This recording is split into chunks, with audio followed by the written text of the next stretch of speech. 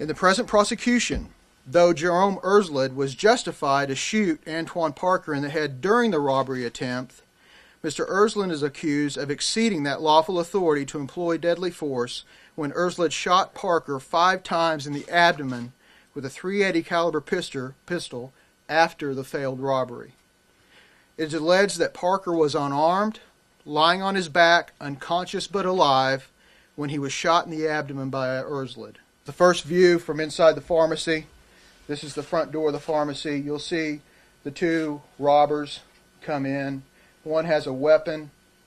Mr. Parker, who was ultimately shot, did not have a weapon. You'll see him attempt to put on his mask here, move to this point. While he's attempting to straighten his mask out, he's shot in the head by Mr. Ersland, who is down at the end of this counter, and you'll see the shot taken. Mr. Parker's now down flat on his back with his arms out to his side, palms up. You see Mr. Ersland chase the armed suspect out of the pharmacy.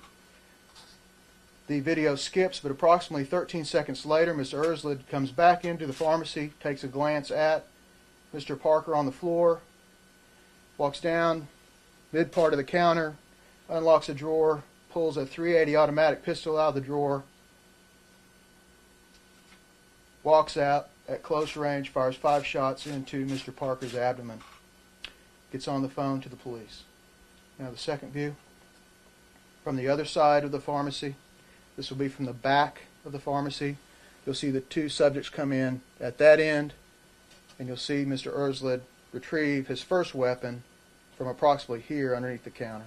There was no evidence at the scene that the robbery suspects ever fired a round inside the pharmacy. The crime scene photographs show that Mr. Parker is on his back, flat on his back, with his arms out to the side, palms up.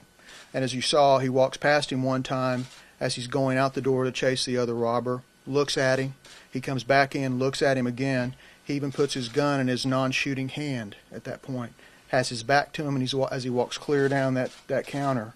So if there is, at any point, if Mr. Ersland is in fear of imminent threat of danger or death, you would have, my opinion is that you would have seen some indication of that in the video. The events are that 2 armed robbers came in with ski masks.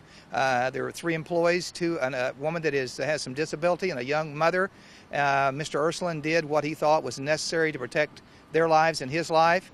There's going to be some that say, did he go too far? And that's why the district attorney, I think, has filed the charge thinking he went too far. But again, the question is, when do you turn off that adrenaline switch? When do you think you're safe? I think that's going to be the ultimate issue. And I think even though the DA himself filed it, and I understand his ability to file and why he filed, but the end results are, I think, 12 citizens of this county are going to look at this case. I believe right now, from what I know, that 12 citizens of this county will say that, he may have taken some extreme measures, but are there measures that a reasonable person might have taken in justifying and doing what he did. Also, that one of our defenses will be that when someone comes in with a gun to rob someone, they're just saying your money or your life. And Mr. Ersland said, "You're not taking my life. You're not taking the 2 people in here's lives. And you forfeited your right to live based on what you did."